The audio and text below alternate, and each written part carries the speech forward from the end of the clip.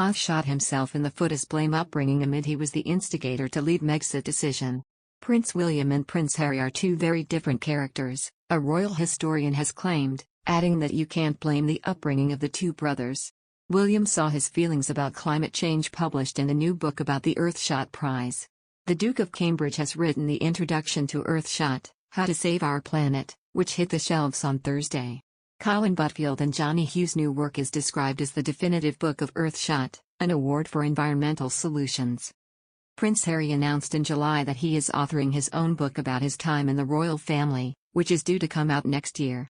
The Duke of Sussex and his wife, Meghan Markle, left the royal family last year.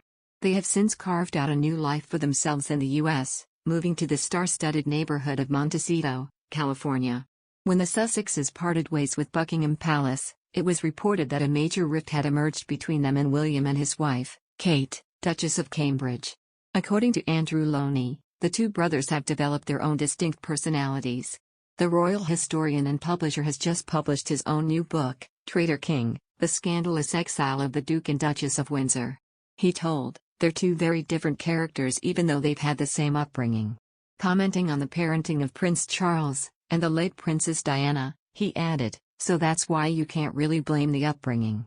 In Traitor King, Mr. Loney discusses the exile of former King Edward VI, the Duke of Windsor, who abdicated the throne in 1936 and was succeeded by his brother, George VI, who was nicknamed Bertie.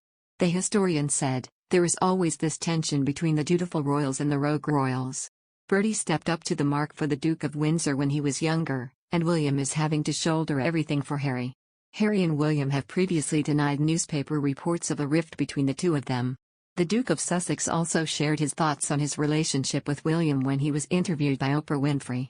Then in March this year, the couple appeared in an explosive tell-all interview with Oprah Winfrey where they made claims of bullying and racism within the royal family. Gertrude Daly, who runs the Gert's Royal podcast, claims they were able to use people's lack of understanding on how British titles work to their advantage.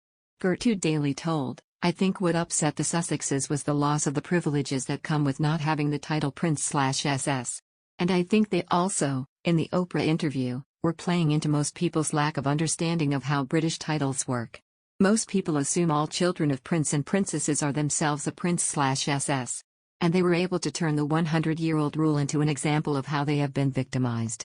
At the time of Archie's birth in May 2019, it was reported that he would not be a prince because Harry and Meghan wanted their son to have a normal life.